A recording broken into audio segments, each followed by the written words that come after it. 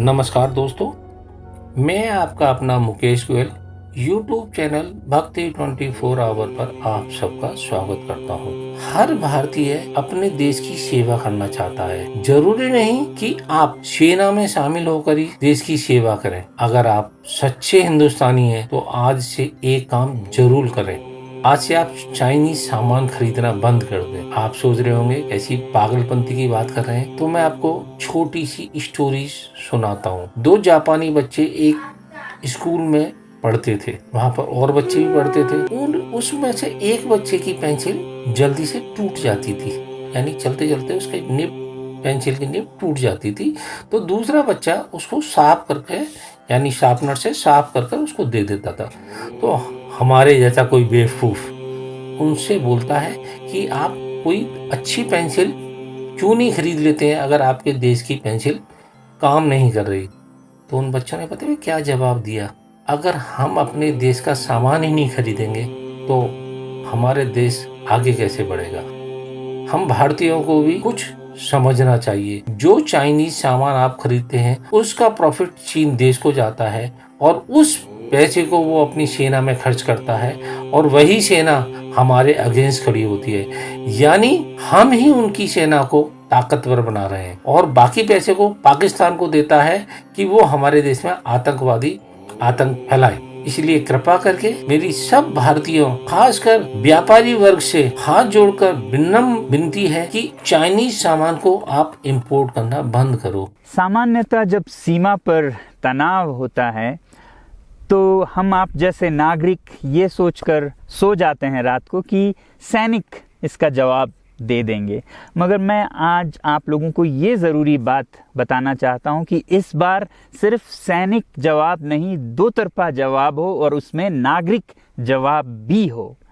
तो आप जैसे नागरिक दिल्ली, मुंबई और बेंगलोर और अनेक शहरों से क्या कर सकते हैं इसमें, ये समझने के लिए पहले हमें समझनी होगी चीन की ये हरकत और वो ऐसा क्यों कर रहा है। आपने देखा होगा कि ये सिर्फ भारत के साथ नहीं हो रहा है, बल्कि पिछले कई हफ्तों से चीन ये दक्षिण चीनी सागर में वियतनाम, ताइवान और अब हांगकांग के साथ भी छेड़खानी कर रहा है। और मेरा ये विश्लेषण है कि वो ये सब किसी देश के साथ दुश्मनी के वजह से ज़्यादा अपने अंदर की समस्याओं को सुलझाने के लिए कर रहा है। आज चीन को सबसे बड़ा डर है तो अपने जनता से डर है। उनकी 140 करोड़ की आबादी, जो कि एक बंधुआ मजदूर की तरह बिना मानवाधिकारों के चीनी तानाशाह सरकार के लिए काम करते हैं और उसे धनी बनाते हैं। जब वो नाराज हो जाए तो फिर एक क्रांति की सी परिस्थिति बन पड़ती है और इससे चीन बहुत डरता है।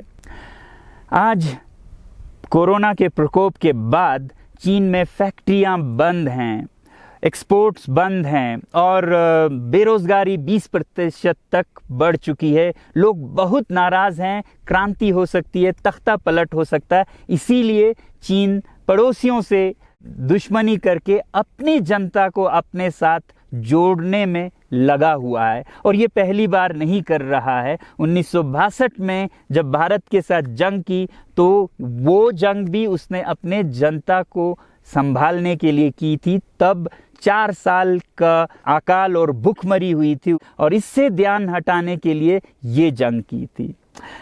चीन के लिए अपनी जीडीपी और जो खुशहाली है उसे बढ़ाते रहना बहुत ही ज़रूरी है और जिस दिन जीडीपी घट जाए वहाँ की जनता क्रांति के लिए तैयार है। मैं तो कहता हूँ कि इस बार भारत की बुलेट पावर से भी ज़्यादा वॉलेट पावर काम आएगी। जो नागरिक पैसा खर्चते हैं चीन के सामान को खरीदने में, ज़रा सोचिए, हम आप भारतीय उद्योग को मारकर चीन से मूर्तियों से कपड़ों तक हर साल 5 लाख करोड़ के सामान खरीदते हैं और फिर यह पैसा आगे जाकर हमारे सीमा पर हथियार और बंदूक बनकर हमारे सैनिकों के मौत का कारण बन सकती हैं। तो इसलिए अगर हमारे देश के 130 करोड़ लोग और 3 करोड़ जो भारतीय बाहर के देशों में हैं, सब मिलकर भारत में और बल्कि दुनिया भर में एक boycott made in China movement या अभियान शुरू करते हैं तो आज दुनिया भर में चीन के प्रति रोष है। हो सकता है कि सारी दुनिया साथ आए और इतने बड़े स्तर पर चीनी व्यापार का बॉयकॉट हो कि चीन को जिसका सबसे बड़ा डर था वही हो, यानी कि उसकी अर्थव्यवस्था डगमगाए और उसकी जनता रोष में आए, विरोध और तख्ता पलट। और अगर हम ऐसा नहीं करते हैं तो कितनी बदनसीबी की बात होगी भारत के लिए, ज़रा सोचिए। एक तरफ हमारे सेना सीमा पर जंग लड़ रही होगी और दूसरी तरफ हम आप चीनी सामान, मोबाइल से लेके कंप्यूटर्स, कपड़ों से लेके खिलौनों तक को खरीद कर उनकी सेना को पैसा भेज रहे होंगे, चीन की सेना को। ये तो हुई हार्डवेयर की बात। दूसरी तरफ हमारी युवा चीनी सॉफ्टवेयर, एप्स, गेम्स जैसे टिकटॉक, शेयरिट, इन सब में मस्त, उन्हें दूसरी तरफ से करोड़ों करोड़ों का पैसा भेज रहे होंगे।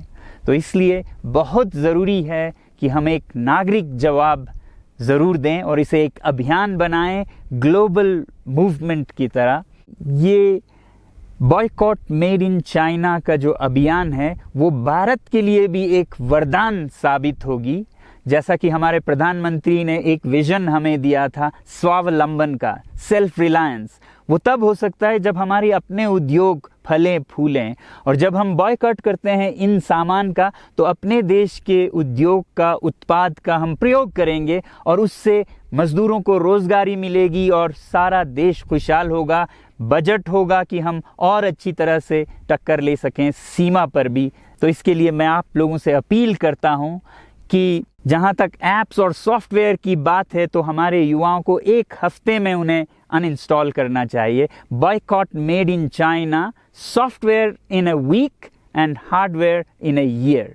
क्योंकि साजो सामान के लिए वक्त लगेगा हमारे अपने देश से और बाहर से विकल्प निकलने तक, तो उसे हम एक साल के अंदर कर सकते हैं। तो ये हम न सिर्फ अपना प्रतिज्ञा करें बल्कि 100 और लोगों को इसके बारे में समझाएं, शेयर करें सोशल मीडिया पर, और हमारी जो मीडिया है वो जनता तक, देश के कोने कोने तक पहुंचाए। और जैसे ही इसका असर दिखने लगेगा, इंटरनेट से ऐप्स लाखों में, करोड़ों में अनइंस्टॉल होंगे, तो चीन को संदेश साफ जाएगा और यही एक तरीका उसे मेज़ पर पहुंचा सकती है जहां पर कि बातचीत हो शांति की। तो जाते जाते मैं ये बता दूं कि मैं क्या करने जा रहा हूं।